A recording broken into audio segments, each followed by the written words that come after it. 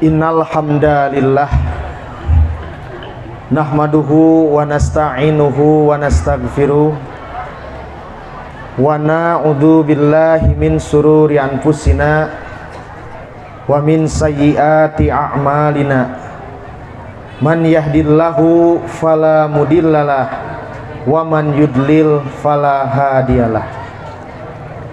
Asyhadu an la ilaha illallah wahdahu la syarikalah wa asyhadu anna Muhammadan abduhu wa rasuluhu alladzi la nabiyya ba'da amma ba'du.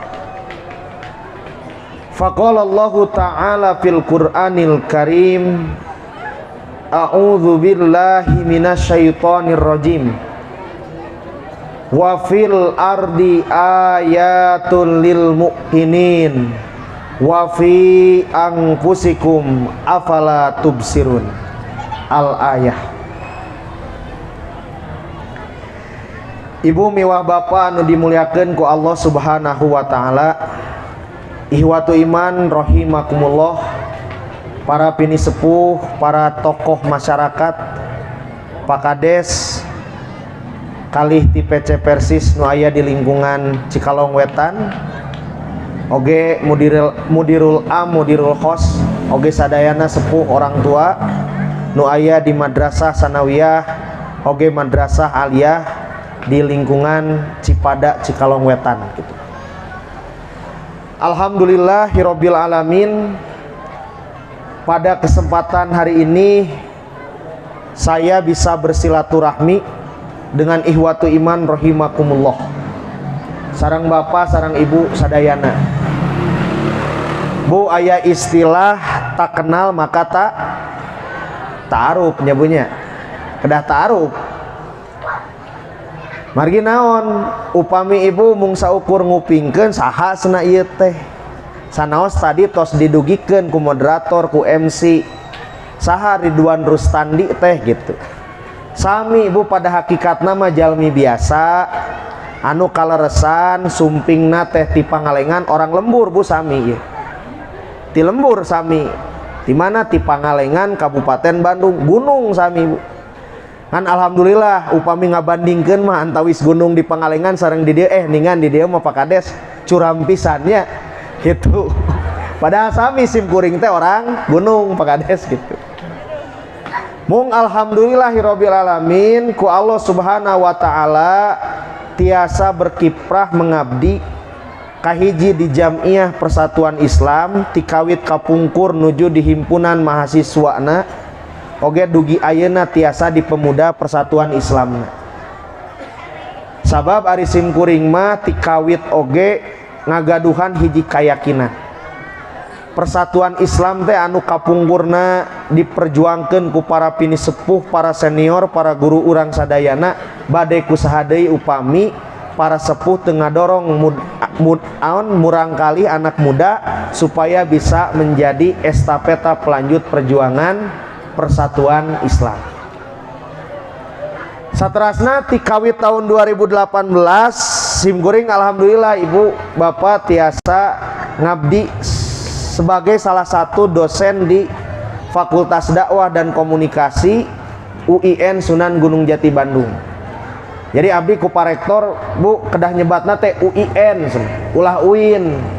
Nah margi upami ditaros badai kamana, badai kawin pak. Kan upami gitu mah jadina badai kawin, sementara di Sunda mah disebut badai kawin depan orang uningnya. Maknanya Pak Rektor sababaraha kali upami dina sambutan, awas hati-hati ketika Sivitas Akademika UIN Sunan Gunung Jati Bandung dimanapun berada, ketika melafalkan UIN cenah gitu, harus satu persatu, kata per kata, UIN gitu Pak. Hari nu tadi teh bade ka mana Ustaz Ridwan, bade kawin eger kita abdi teh aya nu baeud di bumi kan hawatos ari gitu. Nah Bapak Ibu anu dimuliakan ku Allah Subhanahu wa taala, ayeuna urang cobi ngaguar margi temana tentang regenerasi dalam kepemimpinan Islam anu dibeungkeut ku tema anu ku urang diaos dipayun sadayana. Urang cobi ngaguar ngarefleksi tentang apa yang disebut dengan usia dalam perspektif Islam. Jadi kieu Bu, dalam kajian psikologis manusia itu disebut sebagai homo pollens. Naon ari homo pollens teh? Homo pollens itu sebutan bagi manusia yang memiliki keinginan-keinginan terpendam dan tidak terbatas. Wajar nunamina ge makhluk manusia. Pasti nunamina manusia ngagaduhkan hiji keinginan pamaksadan yang terpendam kadang-kadang Bu. Kemudian juga tidak terbatas. Numawi pan upami ku urang ditinggal dina sejarah peradaban manusia, urang bakal menemukan 3 sosok yang dia memiliki keinginan tidak terbatas dan bahkan mungkin keinginannya itu mendolimi dirinya sendiri. Pasti urang uninga saha figur Firaun pan gitu, saha Korun teh kan gitu nyabunya, saha Haman teh. Kan eta teh role model dalam Al-Quran yang digambarkan oleh Allah Subhanahu wa taala sebagai manusia yang memiliki keinginan terpendam dan tidak terbatas. Bahkan Fir'aun mah dugi ka naon Bu? Marentakeun Haman sangkan membuat satu bangunan struktur yang tingginya bisa sampai menemui Tuhannya Nabi Musa alaihissalam. Jadi nantang ke Allah Bu. Nah dalam kajian psikologis manusia itu disebut sebagai homo pollens. Jadi homo pollens itu sebutan bagi manusia yang memiliki keinginan terpendam dan tidak terbatas. Numawi Bu dina surah Ali Imran Allah nguningakeun ka urang. Naon? Dalam diri manusia itu selain diberikan akal dan hati sebagai salah satu wujud bahwa manusia itu fi ahsani takwim gitu, diciptakan dalam bentuk yang paripurna, tapi juga dalam diri manusia terdapat satu instrumen lain yang disebut dengan syahwat atau hawa nafsu. Nah kadang-kadang kan kita Bu sebagai manusia ketika memiliki hawa nafsu itu tidak terbatas. Sok we ku ibu tinggal atanapi raoskeun. Ketika seorang manusia sudah memiliki harta sekian banyak, anggar we teu cukup leres teu Bu. Gaduh mobil hiji hoyong 2, gaduh bumi hiji hoyong 2. Si bapak ge sami, gaduh istri hiji hoyong 2. Leres teu makades gitu ya. Itu bukti bahwa dalam diri manusia Bapak Ibu sekalian termaktub apa yang disebut dengan homo pollens. Leres Pak. Ternyata kajian barat, kajian psikologi ilmu luar dengan perspektif Islam ternyata nyambung. Man bahasana ari di luar mah dina kajian psikologi manusia teh disebutna homo pollens kan gitunya. Tah dalam Islam mah dalam Al-Qur'an Allah menyebutkan bahwa manusia itu memiliki hawa nafsu. Makanya dalam Al-Imran ayat ke-14 Allah menyatakan zuyyina linnasi kan gitu. Bagaimana Allah Subhanahu wa taala memberikan satu privilege kepada makhluk yang lain yang namanya iblis untuk menggoda manusia, salah satunya memanfaatkan potensi syaitoniah atau hawa nafsu yang ada dalam dirinya. Dengan cara apa? Dalam surah Al-Imran mah digambarkan bagaimana cara iblis menggoda manusia itu dengan ungkapan zuyyina linnasi, dengan menjadikan indah pandangannya terhadap segala kehidupan dunia. Dalam ayat yang lain Allah menyatakan bagaimana cara setan menggoda manusia agar syahwatnya itu tidak terbendung. Dengan cara khaufun, memberikan ketakutan. Takut upami teu tuang, sieun upami dinten enjing teu gaduh beas, kan gitu. Khaufun alaihim, kan gitu. Ditempelkan rasa takut dalam diri manusia. Takut apabila tidak bisa memenuhi hajat hidupnya selama di dunia ini. Dalam ayat yang lain dengan cara apa? Yuwaswisu fi sudurinas, ku harewos bojong gitu ta. Sepertos Pak RW, Ustad Dias, harewos bojong ka Pak Kades. Pak Kades, nah pan gitu. Cek Pak Kades teh alah senanya kan gitu. Beres teh. Jadi Bu, awas hati-hati dalam diri kita itu terdapat syahwat atau hawa nafsu. Dan kalau syahwat atau hawa nafsu ini tidak dikendalikan, maka pada akhirnya kita akan terjerumus pada jurang kebinasaan. Karenanya Bapak Ibu sekalian, Allah Maha Adil. Apa bentuk keadilan Allah? Memberikan dua potensi yang lain agar bisa mendekatkan manusia dari potensi kepada potensi ilahiyah.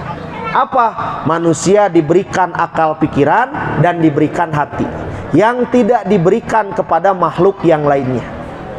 Nah, maka dengan akal dan hatinya dikendalikan syahwat yang ada dalam dirinya sehingga potensi ilahiyah bisa mengalahkan potensi syaitonia. Bapak Ibu simkuring hoyong ngundukeun kieu. Berdasarkan data statistika kriminal di Indonesia tahun 2018, Bu, ternyata di Indonesia itu kalau dirata-ratakan setiap 1 menit 57 detik itu terjadi tindakan kriminal, Bu. Di Indonesia ya Pak Kades, punten.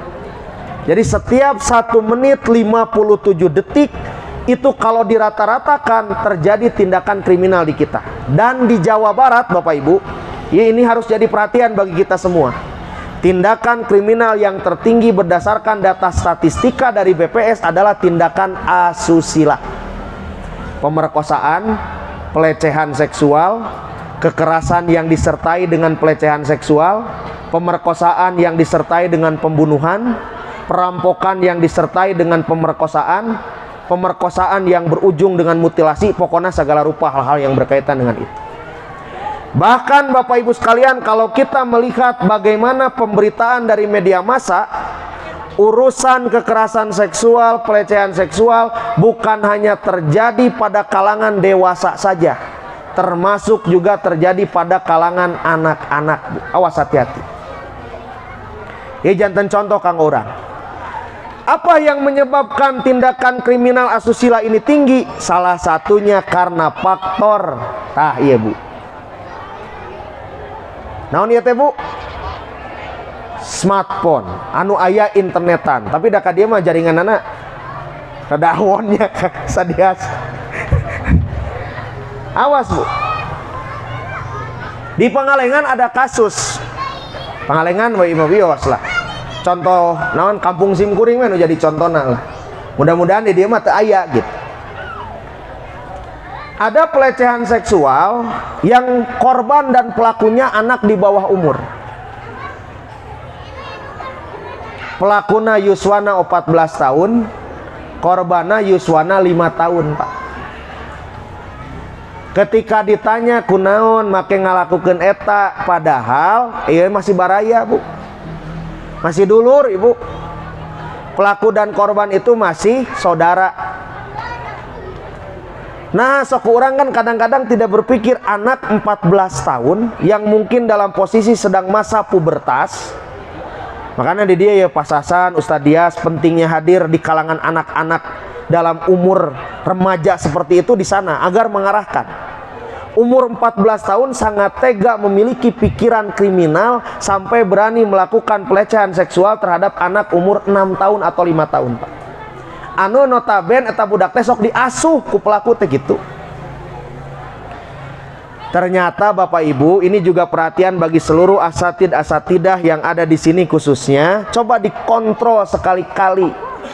peserta didik kita dia mengakses apa saja.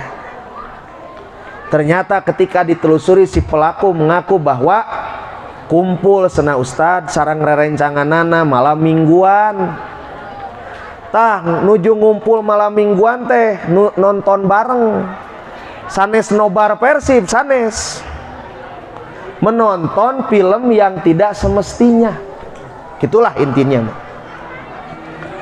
Sampai akhirnya karena kecanduan terhadap film yang tidak seharusnya gitu ya, itu 5 kali lebih berbahaya daripada kecanduan terhadap narkoba. Bapak Ibu awas. Jadi ini memberikan efek yang sangat akut kepada pikiran anak-anak. Apalagi abdi ge Bu gaduh murang kali nuju mejeh-mejehna. Nu hiji yuswa 3 tahun, nu hiji 1 tahun 1/2. Daleres tadi ngobrol sareng Ustad Dias. Nah ari ku murang ai ku ibuna ku sepuhna gitunya di piwarang tuang teh hese Bu. Tapi nah ari nonton Ipin Upin tiba-tiba hoyong tuang kan gitu. Berarti langkung nerap mana tah? Leres teh Bu. Langkung nerap mana?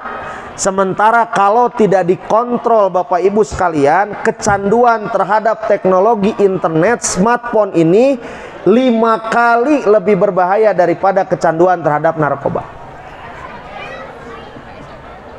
Saking susahnya hari ini mendidik anak di era teknologi yang semakin canggih, Pak. Di Ranca Ekek, nah, ayan orang Ranca Ekek itu di dia. Ada kasus yang lebih menyeramkan lagi, Pak. Memang beberapa tahun kapengker kasusna. Murang kali yuswa SMP 2 nana istri sarang pameget bobogohan merendah gitu. Cemburu Bapak Ibu si pamegetna teh ka istrina pedah naon karena memposting foto laki-laki lain di Instagram. Tah tina postingan di Instagram, di Facebook, cemburu si laki-laki itu nu janten kabogohna minangkana mah karena si perempuan memposting foto laki-laki lain di media sosial dia. Ternyata tanpa tedeng aling-aling si lalaki nate ngagaduhan panyawat, psikopat Bu. Akhirnya apa yang terjadi? Dia memanggil pacarnya si perempuan itu main ka bumina. Di bumina teh kaleresan sepuhna teu araya. Kemudian terjadilah tindakan yang tidak semestinya di sana. Jadi melakukan hubungan yang tidak semestinya. Yang lebih parah lagi, beres tidinya si perempuan dimutilasi dan mayatnya dimasukkan ke dalam karung. Bu, sok cobi. Eta teh karek kedua Bapak Ibu sekalian nu kusim kuring didugikeun, cobi geraku ibu diaos dina berita. Masih banyak pemberitaan yang berkaitan dengan tindakan asusila. Salah satunya karena disebabkan akses kita terhadap media informasi. Maka disinilah peran penting kita sebagai orang tua, sebagai asatid dan asatidah di sini, sebagai aspek pemerintahan, perlu membuat semacam sistem yang bisa mempertahankan pergaulan anak agar tidak keluar dari nilai-nilai yang semestinya. Jadi upami ieu tanggung jawab saha, upami pertarosan juga gitu, fenomena ieu teh tanggung jawab saha. Upami orang hanya sekedar saling menyalahkan, cek sepuh teh da ieu mah kedahna ku ustada di sakola. Ai saur asatidah di sakola teh henteu ibu da kedahna sepuhna oge ikut berpartisipasi. Ari cek sakola sareng cihibu teh ieu mah gara-gara pakades cenah ti pemerintahan. Ta upami hanya sekedar menyalahkan satu sama lain yang pada akhirnya generasi kita akan suram masa depannya, Pak. Akan suram masa depannya. Numawi Pak Kades cobi dicek di lingkungan orang. Khawatir ternyata ada tindakan-tindakan yang dilakukan oleh kelompok, kalau kenakalan-kenakalan yang sifatnya masih ditolerir mah wajar panginten. Da eta mah bagian dari psikologi perkembangan si anak kan gitu. Yang tidak wajar itu apabila tidak ada lagi kontrol dari seluruh lapisan masyarakat yang pada akhirnya justru bisa jadi merugikan diri kita sendiri, lingkungan kita sendiri, atau bahkan keluarga. Maka disinilah Bapak Ibu sekalian, pentingnya mengendalikan hawa nafsu. Agar apa? Agar keinginan yang ada dalam diri kita itu bisa terbendung. Salah satunya karena nilai-nilai ajaran Islam yang harus diterapkan dalam konteks kehidupan kita. Ini yang paling penting. Karenanya Bapak dan Ibu sekalian, dalam perspektif ini kita perlu membangun satu relasi yang sangat kuat, satu hubungan yang sangat kuat. Dan ingat Ustadz, pada saat kita ingin melakukan kontrol terhadap anak-anak, kalau si anak-anak tidak memiliki imunitas yang kuat dengan nilai atau pondasi keislaman, daku urang mah aya losna kan gitunya. Leres tuh Bu. Boleh jadi si anak itu sangat overprotective oleh orang tuanya di rumahnya, atau diawasi dengan sebaik-baiknya oleh guru di sekolah. Tapi kita tidak pernah tahu apa yang dilakukan oleh si anak pada saat jauh dari orang tua, jauh dari lingkungan sekolah. Buktina nu tadi Bu. Naon buktina nu tadi teh? Pada saat si anak berkumpul dengan teman-temannya, justru dijadikan momentum untuk mengakses konten-konten dari internet yang tidak semestinya. Yang pada akhirnya apa? Terjadilah tindakan asusila yang tidak semestinya. Maka wajar kalau Badan Pusat Statistik merilis satu data statistika kriminal yang kemudian menyatakan ternyata di urang mah setiap 1 menit 57 detik terjadi tindakan kriminal. Maka di sini Bapak Ibu sekalian, pentingnya nilai atau pondasi keagamaan. Ada satu penelitian dari sebuah lembaga independen di Amerika Serikat, namanya Pew Research Center. Dia melakukan penelitian pada Juli 2020. Apa isi penelitiannya?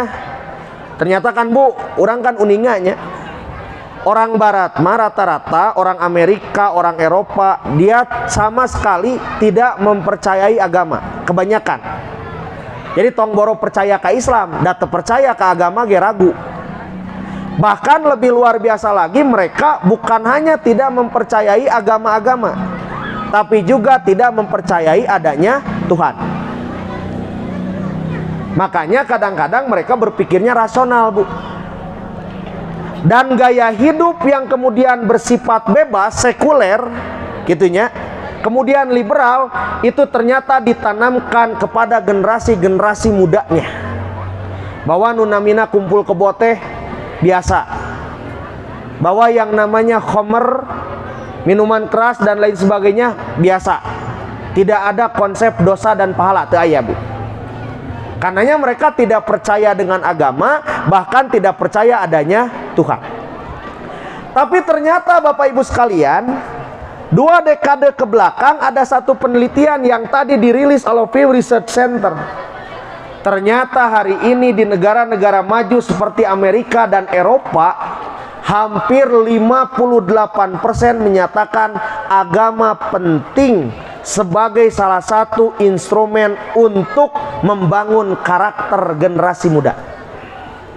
Jadi sudah mulai ada kesadaran Bu, urang teh kudu deket kan nilai-nilai ajaran agama, gitulah kira-kira. Nah ini belum khusus Bu, agamana nu mana? Apakah Islam, apakah Kristen, apakah Yahudi, apakah Buddha, Hindu, tacan. Yang penting secara umum hampir 58% menyatakan bahwa ternyata ajaran agama penting untuk membangun fondasi akhlak atau moral seseorang. Bahkan ternyata hasil penelitian ini menunjukkan tingkat signifikan yang lebih lagi. Apa? Ternyata dari sekian agama yang dipilih oleh masyarakat Eropa yang awalnya tidak percaya pada agama, bahkan tidak percaya pada Tuhan, ternyata Islam menjadi agama pilihan pertama. Numawi Pak ayeuna ada kecenderungan masyarakat Eropa dan masyarakat Amerika itu mulai meminati agama Islam, bahkan ingin masuk agama Islam. Tos kitu tapa di Eropa. Negara mana yang paling tinggi? Nah, orang pasti uninga. Negarana Mas Putin. Mana? Negara Rusia. kemudian Amerika, Perancis dan sebagainya, itu perlahan dan pasti ternyata banyak masyarakat Perancis, Rusia, Eropa dan lain sebagainya yang mulai meminati agama Islam dan ingin masuk agama Islam. Faktor apa yang menyebabkan mereka ingin masuk agama Islam? Salah satunya karena faktor Islam itu adalah agama kemanusiaan, Pak. Jadi kekuatan orang di masyarakat Eropa itu banyak yang tertarik untuk masuk Islam karena Islam itu adalah agama kemanusiaan yang menghargai derajat dan martabat manusia. Bahkan ternyata hasil penelitian ini pun menyatakan, Bapak Ibu, hari ini berdasarkan data populasi penduduk dunia, masyarakat Muslim itu menempati urutan kedua paling banyak setelah masyarakat Kristen. Jadi dari 7,7 miliar penduduk dunia, jadi populasi penduduk dunia itu hari ini kurang lebih, Ibu, Bapak Ibu sekalian, ada 7,7 miliar orang di berbagai pelosok dunia. Dari 7,7 miliar penduduk dunia, ranking pertama yang paling banyak adalah umat Kristen. Ranking keduanya hari ini adalah umat Islam. Tapi diperkirakan tahun 2050 sampai 2070 diperkirakan nanti populasi penduduk Muslim akan menempati ranking pertama dan mengalahkan penduduk agama yang lainnya. Itu bukti bahwa akan ada tren di mana orang-orang barat pun mulai mencintai agama Islam, bahkan ingin masuk agama Islam. Karena nanti per 2050, tahun 2050 sampai 2070 ternyata nanti diperkirakan umat Islam akan menempati ranking pertama dibandingkan umat agama yang lainnya, Pak. Faktor apa lagi yang menyebabkan populasi umat Islam lebih tinggi? Faktor anu sanes nama sabab cenah umat Islam resep ngadamel murang kali, Ibu. Jadi resep loba budak orang Islam. Kan upami di negara seperti Jepang, seperti Jerman itu kekurangan penduduk, Bu. Kekurangan penduduk mereka. Apalagi budaknya. Perlahan dan pasti di Jepang dan di Jerman itu defisit, Bu. Defisit penduduk. Kenapa? Karena mereka tidak mengenal konsep pernikahan atau perkawinan. Dan konsep tidak ingin memiliki anak. Kamari kan sempat ramenya. Ada yang disebut dengan gejolak pre-child. Menikah tapi tidak ingin punya anak. Eta teh gaya-gaya barat, gaya-gaya Eropa, gaya-gaya western, Bu. Paham-paham kebaratan yang dimasukkan ke negara-negara timur yang notabene banyaknya adalah umat Islam, agar apa? Populasi penduduk Muslim lebih sedikit dibandingkan agama yang lainnya. Jadi di urang mah memang betul, Pak. Pan di urang di Persis utamina sangat tidak merekomendasikan KB leres teh, Bu. Jadi istilah banyak anak banyak rezeki teh lain ngan saukur paribasa eta teh. Kan gitu. Tapi memang leres, artinya sudah visioner, berpikir ke depan. Sebab tidak sedikit orang yang membenci Islam dan agama Islam, yang membenci umat Islam, kumaha carana agar umat Islam itu sedikit di dunia ini. Salah satunya adalah konspirasi dengan menggalakkan program. Makanya muncullah gaya-gaya yang ditanamkan ke anak muda. Nges tong nikah, meningge kumpul kebo. Kan gitu di negara-negara sekuler mah. Boleh menikah asal jangan punya anak. Nauzubillahi min dalik, Bapak Ibu sekalian. Mudah-mudahan generasi kita, nah ini nih, tetap diberikan pemahaman yang holistik, yang paripurna tentang bagaimana menjadi seorang muslim dan muslimah.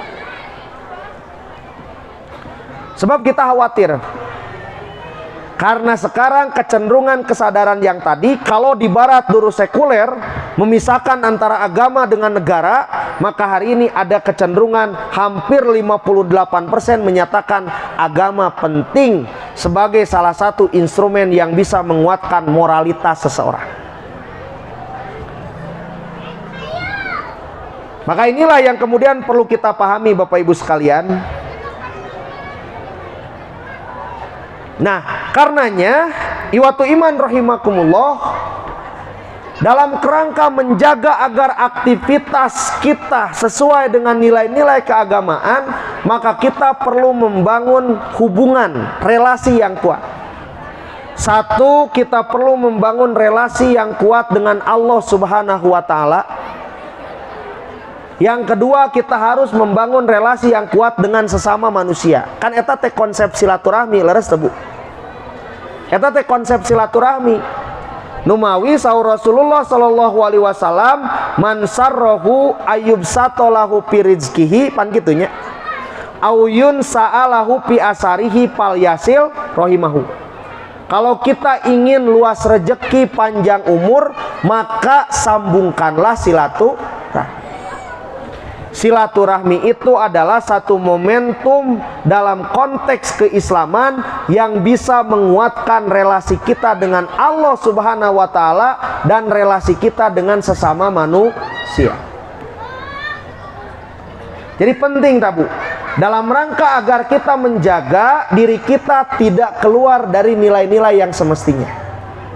Ternyata ada penelitian lain Bapak Ibu sekalian. Apa yang menyebabkan masyarakat Indonesia bahagia? Hari ini di negara-negara maju ataupun berkembang seringkali dikeluarkan, Pak Kades pasti uninga, apa yang disebut dengan indeks kebahagiaan masyarakat. Betul tidak Bu? Jadi kan sok aya laporan, Pak Gubernur Pak Ridwan Kamil selalu bilang begini, indeks kebahagiaan masyarakat Jawa Barat tertinggi dibandingkan masyarakat yang lainnya, kan gitu, leres deh. Artinya betapa pentingnya kebahagiaan bagi masyarakat, bagi kita semua. Dan kebahagiaan itu kalau kita lihat ternyata Bapak Ibu sekalian, salah satu faktor yang bisa menyebabkan seseorang bahagia karena dia rajin silaturahmi. Tahun 2021 ada satu laporan tahunan yang melibatkan 149 negara di dunia, salah satunya Indonesia. Bercerita mengenai negara mana yang paling bahagia di dunia. Ternyata Bapak Ibu sekalian, dari 149 negara di dunia, Indonesia menempati urutan ke-82 sebagai negara yang paling bahagia di dunia. 2 tahun saacana, tahun 2018 Indonesia peringkatnya ke-84 Bu. Tahun 2002 hiji jadi ke-82. Berarti rankingnya naik 2 peringkat. Pertanyaan anak kieu Bapak Ibu. Nah ningan orang Indonesia mah kan 2018 teh pertama Covid leres teh. Aya pandemi Covid-19 2018 teh Bu. Aya corona teh ya. 2018 2020 eta teh keur mejeh-mejehna corona. Tapi 2002 hiji aya penelitian ternyata indeks kebahagiaan masyarakat Indonesia naik 2 peringkat. Anu kawitna peringkat ke-84 jadi ke-82. Berarti bukti orang Indonesia mah resep aya corona teh. Gitu. Leres teh. Buktina peringkat kebahagiaannya meningkat, Pak. Nu awalna peringkat ke-84 jadi ke-82. Berarti Pak Kades terkedah aya 3M dah resep dengan orang Indonesia. Kenapa seneng? Karena ternyata peringkat kebahagiaannya meningkat gitu. Pan 2018 teh corona, ketika cek pemerintah teh work from home kan gitunya banyak.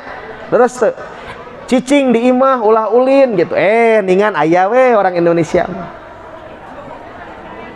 Ternyata ketika dibaca, kenapa? Ini masyarakat dunia pun lembaga itu aneh. Nah orang Indonesia mah ke corona tapi kalah bahagia orang Indonesia. Maka ketika ditelusuri faktor apa yang menyebabkan orang Indonesia peringkat kebahagiaannya meningkat pada masa corona, ternyata Bu sangat sederhana. Naon? Orang Indonesia mah pandai bersyukur jeung resep babagi sakitu. Sok tinggal pan di urang mah komo orang Sunda banyak nagaduhan musibah teh naon Pak, aduh untung cenah kan gitunya, untungan sakieu ternyata upami kusim kuring di emutan meureun eta salah sahiji karakter yang unik di orang Sunda teh. boga musibah wae masih keneh untung. Ternyata dengan bahasa yang sederhana, untung gitu. Punten upami aya Pak Untung ya di dia. Untung, ternyata itu menjadi salah satu karakter dalam dirinya. Pan gitu konsep psikologi mah. Apa yang diucapkan mempengaruhi pikiran, apa yang dipikirkan mempengaruhi tindakan. Kan gitu konsep psikologi. Ternyata tanpa disadari pada saat kita menyatakan aduh untung sakie, kita diajarkan untuk menjadi pribadi yang bersyukur. Buktinya yang tadi, sesulit apapun kondisi yang melanda masyarakat Indonesia pada masa COVID-19, ternyata menyebabkan dia menjadi pribadi yang berbahagia. Salah satu hal yang menyebabkan dia menjadi pribadi yang berbahagia karena dia pandai bersyukur dan kemudian mau berbagi dengan sesama. Numawi Bapak Ibu sekalian, simkuring ninggal gitunya. Di masa COVID-19 teh justru gerakan masyarakatnya semakin banyak. Apalagi di kota-kota besar Bapak Ibu. Aya gerakan naon sebar nasi bungkus. Kan gitu ningan. Aya gerakan sembako untuk kaum duafa. Banyak Pak. Sampai dugika kepala daerah orang Pak Ridwan Kamil nyebat pan gitu. Ada 7 pintu bantuan untuk yang terdampak COVID kan gitu ya. Satu lagi apa? Satu jalur itu apa? Khusus bantuan kemanusiaan yang berasal dari manusia, dari warga untuk warga. Ternyata faktor itulah yang menyebabkan orang Indonesia kebahagiaannya meningkat selama pandemi COVID-19 disebabkan karena dia pandai bersyukur dan senang berbagi. Kan eta teh konsep silaturahmi Pak, ngaluaskeun rejeki, ngapanjangkeun umur. Leres teh Bapak Ibu sadayana. Anu kadua, naha dina hadis eta nguningakeun bet aya panjang umur. Tina konsep silaturahmi.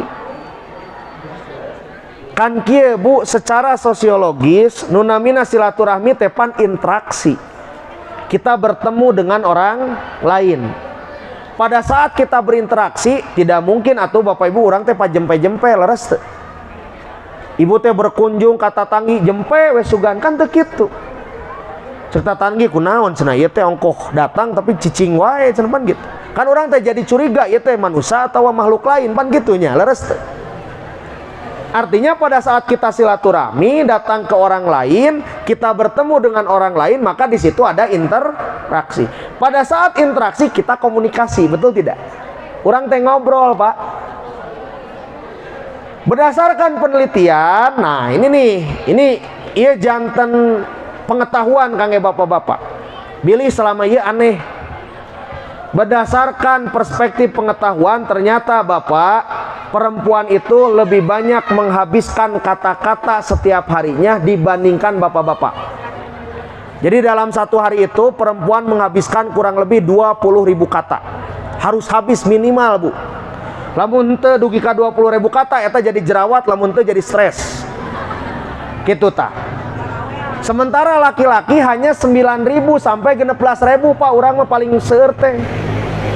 Erek ngawak-waw kumaha-kumaha ge anggar urang mah moal tiasa ngelehkeun ibu-ibu. Matakna wajar Bapak lamun si ibu di bumi langkung cerewet tibatan si bapak. Jadi lainna mah ku urang diwajarkeun we. Sabab lamun si ibu teh cerewet stres Pak. Lamun stres kasaha buat baeudna sok. Nah, ka urang deui ipannya leres teu. Kitu. Jadi upami ku abdi dikaitkan Pak, ternyata hadis yang menyatakan panjang umur silaturahmi itu memanjangkan umur karena pada saat kita berinteraksi, salah satunya kita ngobrol, itu menjadi imun bagi diri kita. Kesehatan mental kita lebih terjaga tinimbang pada saat kita menyendiri. Upami tepercanten cobian we Ibu nuju gaduh masalah, tong dicurhatkeun cicing we nyarira kira-kira kumaha.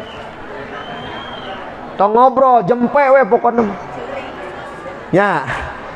Tapi pada saat kita punya masalah curhat ke tetangga, ke orang tua, ke keluarga, ke guru, kan ari masalah nama cantang tos selesai, leres teu Bu. Tapi setidaknya beban psikologis kita berkurang diringankan beban kita dibandingkan hanya sekedar dipendam sendiri. Tah ternyata kuncina di dinya Pak. Pentingna silaturahmi manjangkeun umur teh sabab urang rek kumaha sehat fisikna lamun mentalna teu sehat. Leres teu? Kan dalam ilmu kedokteran Islam anu disebut sehat teh bu sanes sehat jasad hungkul kade. Tapi sehat mental oge.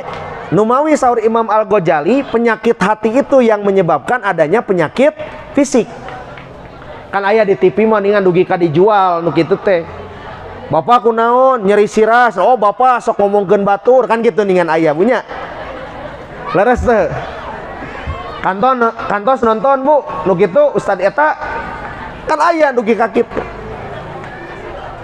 Artinya apa? Kesehatan mental itu mempengaruhi kesehatan fisik kita. Numawi Bapak Ibu kan dina konsep tajiyah, sok tinggal ke urang naon adab tajiyah. Ketika ada orang yang sedang sakit ulah nanyakeun kunaon, kan gitu leres. Tapi hibur yang sakit itu agar dia sedikitnya lupa dengan penyakitnya dan terhibur dengan kedatangan kita. Pandi urang mah lamun anu gering teh ditanya, eta teh nu naros teh sanes ibu hungkul, bayangkeun aya sa RW nu nanya teh. Kunaon ieu teh kumaha caritana? Pan kitu nya. Leres teu? Atuh anu gering teh kudu nyaritakeun ti anu pikajet. Tuluy we jiga kitu. Tapi cenah Ustad ayeuna mah pan era teknologi, tinggal direkam we dina HP cenah. Jadi mun aya nu naroskeun teh tinggal dikirimkeun we cenah eta recording. Leres teh Bu? Jadi kesehatan mental tah. Kesehatan mental yang mempengaruhi kesehatan fisik kita. Makanya dari Rasulullah SAW tipsnya sangat sederhana. Pada saat kita ingin luas rezeki panjang umur, maka sambungkanlah silaturahmi.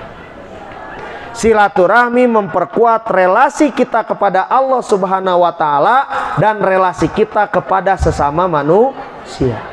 Bahkan Bapak Ibu sekalian, ternyata data yang lain menyatakan masih di BPS. Naon data nu lain? Angka harapan hidup gara-gara si ibu cerewet tanya. Angka harapan hidup perempuan lebih panjang daripada angka harapan hidup laki-laki. Jadi lamun dirata-ratakeun Pak, Bapak mah orang Indonesia ini kebanyakan rata-rata umurnya itu sampai umur 58 tahun. Tapi perempuan bisa sampai umur 62 tahun. 4 tahun lebih panjang umur daripada laki-laki. Jadi ibu gaduh waktu hasta 4 tahun. Kangge milari nu lain pek kuma ibu eta mah. Jadi ibu lebih panjang umur daripada laki-laki gitu ya. 4 tahun Pak. Mawi ti ayeuna. Jadi bahagia Bu ternyata. Islam itu sangat luar biasa Bapak Ibu sekalian. Pada saat saya membaca artikel-artikel hasil penelitian, bukan orang Islam yang meneliti Bu, tapi justru yang meneliti tentang konsep-konsep keislaman itu adalah orang luar yang justru dia bukan muslim sebetulnya. Tapi pada saat dibaca pengetahuan, hasil riset dan lain sebagainya, ningan nyambung Bu. Leres cek Allah oge pan gitunya. Inna dina indallahil Islam. Agama yang paling benar, yang paling sempurna di dunia ini adalah Islam. Maka urusan mendidik, merawat, membina anak kembalikan lagi ke dalam konsep Islam. Kan orang teh hoyong ngagaduhan generasi yang ulul albab, bertafakuh fiddin, pan gitunya. Ikhtiar kita dilakukan. Salah satunya membangun pondasi ketauhidan di keluarga, pan gitu. Kita memastikan anak kita mendapatkan asupan makanan dari sumber yang halal, pan gitu Bu. Kita memberikan pendidikan tauhid, kalimatan thayyibatan kepada anak kita, pan seperti itu. Kita memilih lingkungan sekolah yang terbaik bagi anak kita. Salah satunya di MTS, di Mualimin yang ada di Cipada ini, kan ada harapan, betul tidak Bu?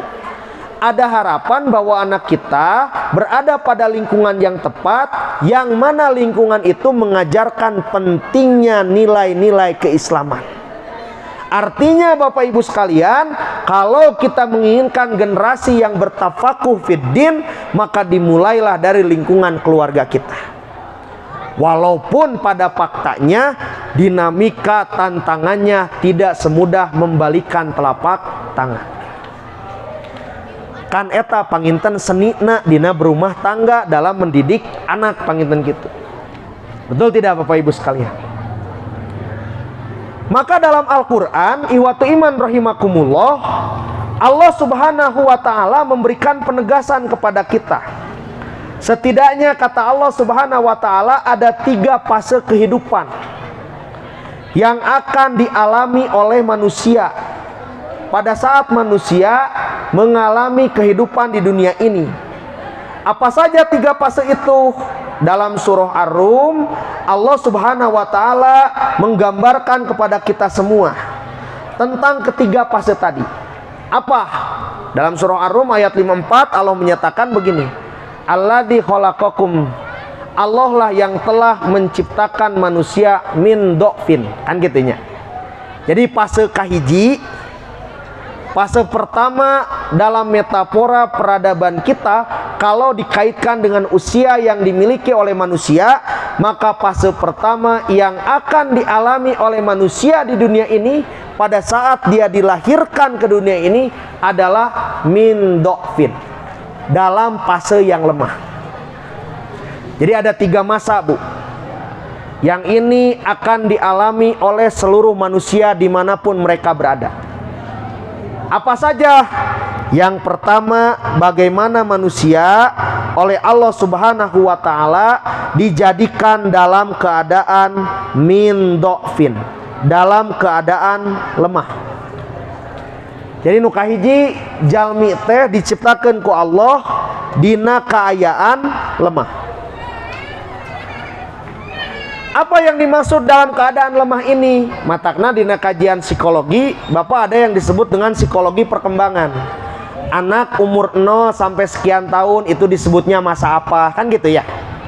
6 sampai 12 tahun disebutnya fase apa, 12 sampai 20 tahun disebutnya fase apa, terus sampai dewasa dan padanya disebut sebagai fase lansia. Nah, dalam Al-Quran di surah Ar-Rum ayat 54 Allah mengingatkan ke orang fase yang pertama yang akan diikuti atau dialami oleh manusia adalah dalam keadaan lemah. Sokwe tinggal, Bu, pandina ayat nulain Allah mengingatkan ke orang, Allah lah yang mewafatkan manusia, menghidupkannya lagi, kan gitu. Betul tidak? Atau dalam ayat yang lain naon? Allah anu mematikan, menghidupkan, mematikan, menghidupkan, summa ilaihi turjaun. Maka hanya kepada Allah lah kita kembali. Tapa senu kahiji dalam realitas kehidupan dunia kita mengalami apa yang disebut dengan min dhofin, fase lemah. Nalika orang dina kandungan ibu orang, kan orang teu walakaya teu tiasa kukumaha leres teu, Bu. Borojol ke dunia sampai umur tertentu kan kita tidak bisa apa-apa. Mau makan hanya sekedar bisa menangis, mau minum hanya sekedar bisa menangis, ingin mimi hanya bisa menangis, pada saat buang air besar hanya bisa menangis, tidak bisa berbuat apa-apa, Pak. Untuk bertahan hidup pada fase ini kita mengandalkan orang lain, terutama mengandalkan orang tua kita. Kita dibantu oleh orang tua kita, diajarkan, apalagi oleh ibu, kan gitu. Jelas tidak? Maka fase yang pertama dalam kehidupan kita, Allah menyatakan kepada kita semua, kita dalam keadaan lemah. Bahkan dalam surah Al-Mursalat ayat 20-23, bukti manusia diciptakan pada fase yang pertama dalam keadaan lemah adalah bahwa manusia diciptakan dari setetes air mani yang hina. Kan gitu surah Allah. Dalam surah Al-Mursalat ayat 20 dugi ka-23. Kudu ingat cek Allah teh, alam nahlukum mimma in mahin, kan gitu. Apakah engkau tidak pernah menyadari bahwa Allah lah yang menciptakan manusia dalam kondisi lemah dari setetes air hina? Maka fase yang pertama, Bapak Ibu sekalian, kita diciptakan sekali lagi sesuai dengan surah Ar-Rum ayat ke-54, kita diciptakan dalam masa yang lemah. Sebab kita diciptakan dari setetes air mani. Yang kedua apa dalam surah ini? Summa ja'ala mim ba'di dha'fin quwwatan. Kemudian Allah menciptakan manusia, menjadikan manusia dari lemah menjadi kuat.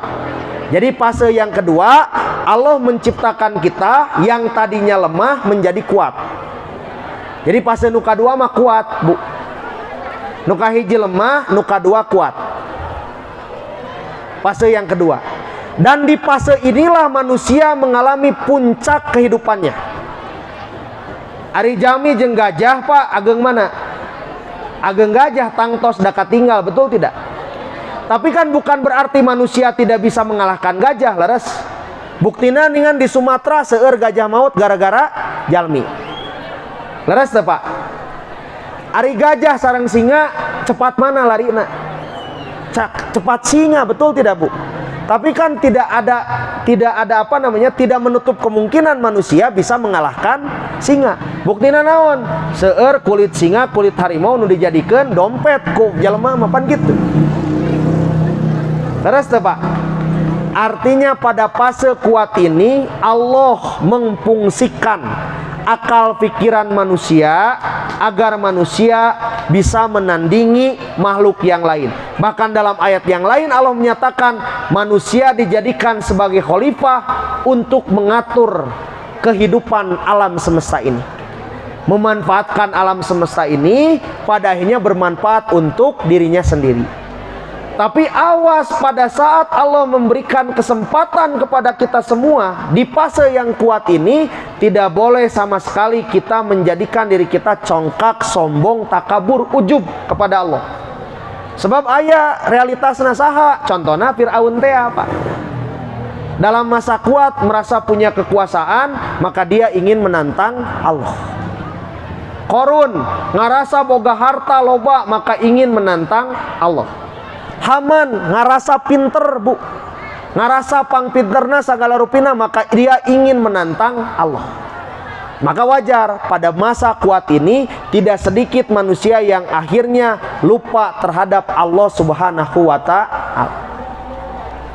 Dan yang terakhir dalam surah Ar-Rum ayat 54 ini, setelah manusia dijadikan kuat, awalnya lemah, dijadikan kuat, maka yang terakhir summa ja'ala mim ba'di quwwatin dha'fan.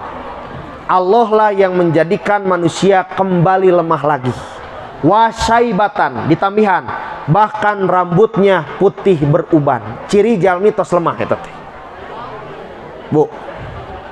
Jadi anu tadina kuat, daya ingatnya tinggi, fisiknya kuat, kepintarannya luar biasa, tanagina bedas gitunya, sagala rupi. Tapi pada saat dalam masa tertentu Allah mengembalikan dalam kondisi lemah. Kadang kawis pan urang teh emutan jantan berkirang, leres teh Pak? Kan aya oge anu akhirna disebut pikun teh ningan. Baheula mah ngapalkeun saayat teh babari.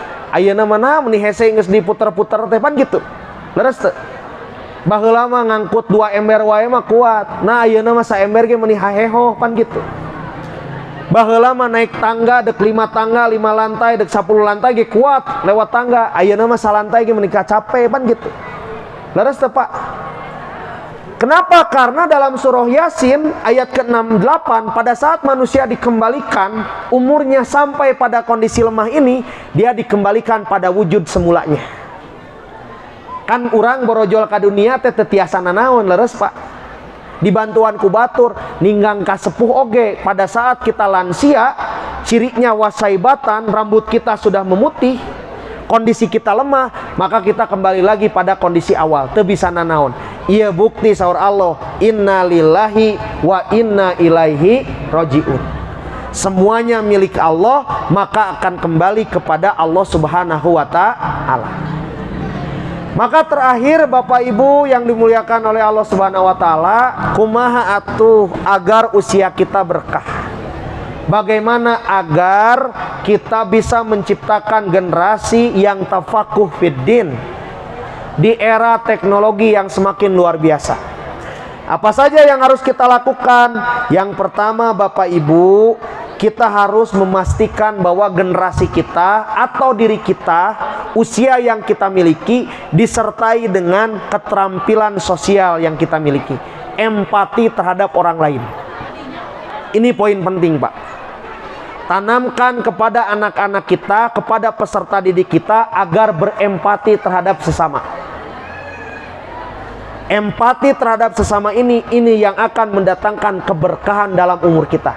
Makanya ya istilah aya umur biologis, sebenarnya kan gitunya, ada umur keberkahan. Umur biologis naon? Berapa lama kita tinggal dihidupkan oleh Allah di dunia ini? Aya umur keberkahan naon? Amalan-amalan yang kita lakukan sehingga jariahnya sampai ke akhirat nanti.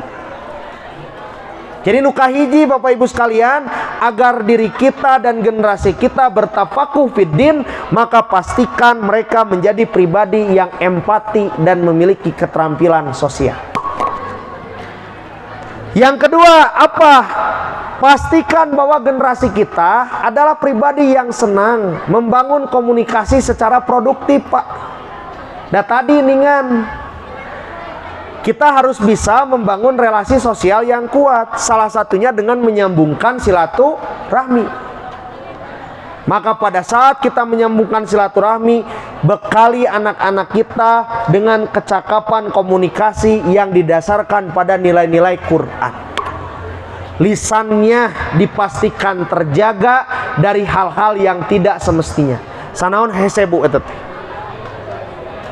Sim goreng kan tadi Yuswa murangkali 3 tahun ku sepuhna teh ku ibuna bu, pokoknya kumacarana ulah ngobrol nate kancing coplok gitulah ngobrol nate.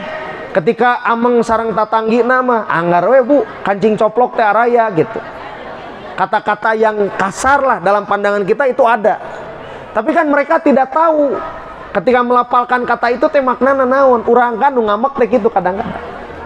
Maka bekali anak kita agar dia senantiasa menjaga lisan dimanapun berada. Sebab Bapak Ibu sekalian, tidak sedikit tindakan kriminal yang berawal dari lisan juga. Awas.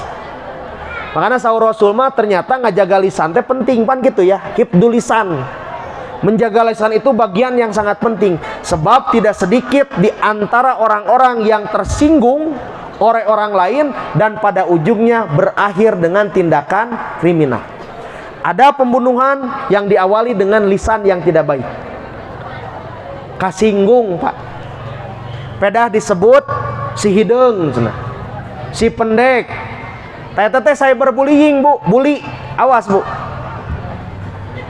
60% generasi muda peserta didik itu stres gara-gara dibully oleh temannya.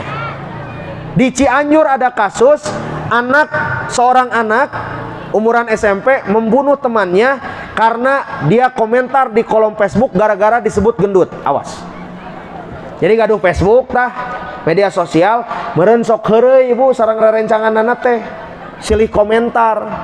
Tah si babaturan teh di komentaran, si gendut gitu meureun. Ternyata si anak psikopat. Pada akhirnya apa? Berujung dengan pembunuhan. Jadi bullying, ejekan yang menimpa anak di bawah umur atau anak dalam masa sekolah itu biasanya berdasarkan bukti-bukti yang ada berujung pada 2 hal. Kalau dia tidak berujung pada pembunuhan, maka berujung pada bunuh diri. Jadi lamun si pelaku henteu ngabunuh orang yang membuli dirinya, maka kadang-kadang dia berujung dengan membunuh dirinya sendiri atau bunuh diri, Pak. Dah stres atuh, Bu. Matangna di surah Al-Hujurat kan gitu ya.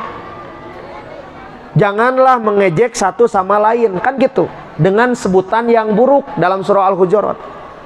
Tak kita memastikan kepada anak kita untuk menjaga lisan.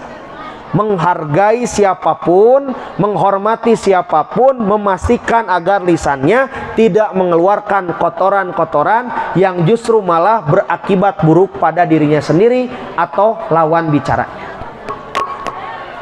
Yang ketiga apa Bapak Ibu? Yang ketiga, ajarkan anak untuk jujur terhadap dirinya sendiri. Awas Pak, sekarang bukan masanya Siti Nurbaya, istilahnya gitu.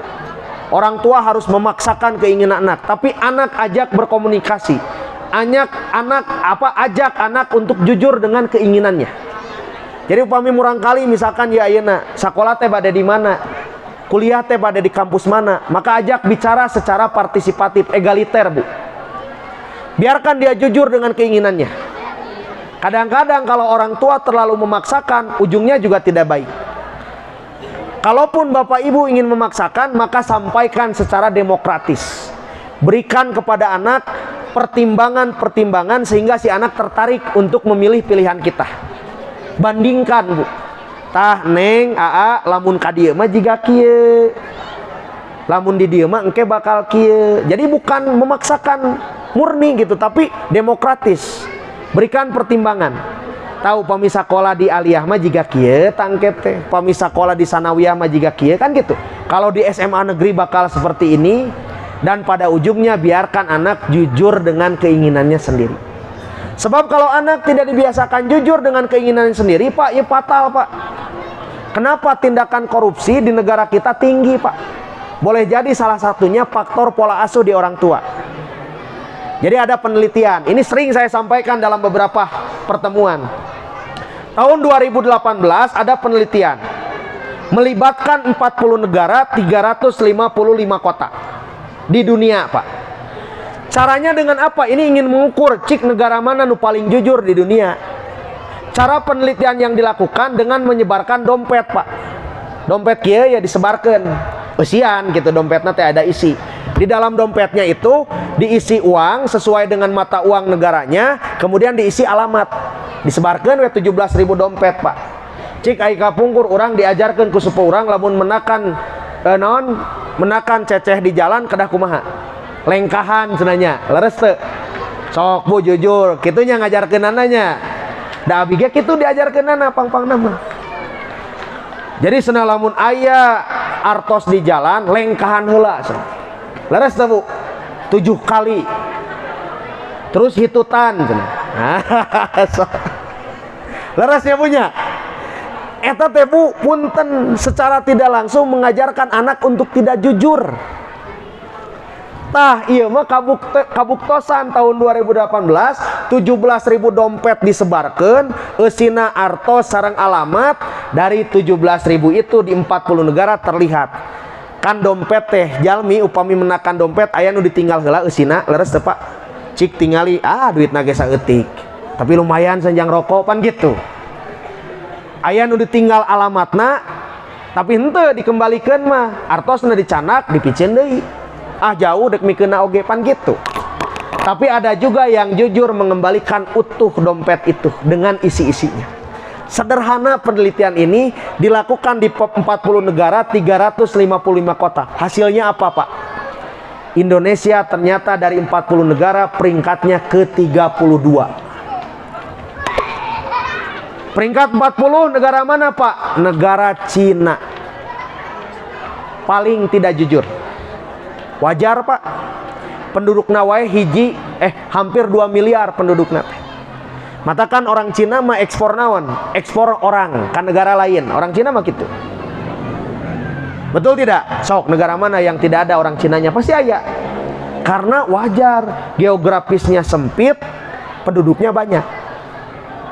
Tak orang teh Pak, indeks kejujuran kita berdasarkan hasil survei itu peringkat ke-32 tina urusan dompet hungkul. Da wajar Bapak Ibu oge ngajarkeun anak upami mendakan artos di jalan lengkahan 7 kali hitutan jajankeun weh pan gitu. Leres. Nah berarti perlahan dan pasti ada nilai-nilai budaya, ada nilai-nilai pengajaran kita yang harus kita perbaiki. Sebab betul Bu, murang kalima mereka Bu, anak itu kan ada istilah peniru yang paling ulung, betul tidak Bu? Dia akan meniru apa yang dia saksikan dari orang tuanya. Gitu pan? Matakna ketika orang tua berlaku A, B, C, maka yang ketiga Bu tadi, ajarkan anak untuk jujur terhadap dirinya sendiri sejak dini. Dan yang terakhir Bapak Ibu sekalian, ajarkan anak agar senang berbagi. Tapi awas, berbaginya jangan dipaksa. Ibu upami gaduh murang kali, ulah sekali-kali nyebat, bagi dua ulah. Tapi berikan pemahaman kepada si anak, kenapa dia harus berbagi mainannya, berbagi makanannya kepada orang-orang di sekitarnya. Jadi ajarkan untuk senang berbagi. Sebab tadi ternyata kalau kita senang berbagi sejak kecil, itu yang menyebabkan orang Indonesia bahagia. Kan orang Indonesia mah selama Covid teh lain terbahagia, kalaka bahagia, salah satunya karena senang berbagi. Bapak Ibu yang dimuliakan oleh Allah Subhanahu wa taala, tekaraosnya tos hampir 1 jam. Rupina sakitu anu tiasa didugikeun sakali deui, bagaimana agar kita menciptakan anak yang bertafakuh fiddin, generasi ulul albab, maka itu akan segala tergantung pada pendidikan tauhid yang ada di keluarganya. Bapak Ibu, terakhir simkuling nguningakeun tadi di mukadimah surah Az-Zariyat ayat 22 hiji. Saur Allah wa fil ardi ayatul lil mukminin. Dan di antara hamparan bumi ini terdapat tanda-tanda kekuasaan Allah bagi mereka yang berpikir. Wa fi anfusikum afala tubsirun. Bahkan dalam diri manusia sekalipun terdapat tanda-tanda kekuasaan Allah bagi mereka yang berpikir. Afala tubsirun. Apakah engkau tidak memperhatikan? Maka Bapak Ibu sekalian, tidak ada segala kehidupan yang ada di dunia, di langit dan di antara keduanya yang lepas dari takdir Allah Subhanahu wa taala. Hidup kita datangnya dari Allah, mati kita datangnya dari Allah. Allah lah yang menciptakan kehidupan dan kematian di antara kita. Allah pula yang menciptakan berbagai kehidupan di dunia ini. Maka kita ini hanyalah sekecil saja dari semesta kehidupan yang telah Allah ciptakan. Maka kata Allah, wa fil ardi ayatul lil mukminin, di antara hamparan bumi ini terdapat tanda-tanda kekuasaan Allah bagi mereka yang berpikir. Wa fi anfusikum afala tubsirun. Kalaulah engkau sulit melihat, memperhatikan tanda-tanda kekuasaan Allah yang begitu luas ini, maka perhatikan diri kita sendiri. Wa fi anfusikum afala tubsirun. Dalam diri kita terdapat tanda-tanda kekuasaan Allah. Apakah engkau tidak memperhatikan? Aku lu qauli hadza wa astaghfirullah li wa lakum. Ana muslimun qabla kulli syai'in. Wassalamualaikum warahmatullahi wabarakatuh.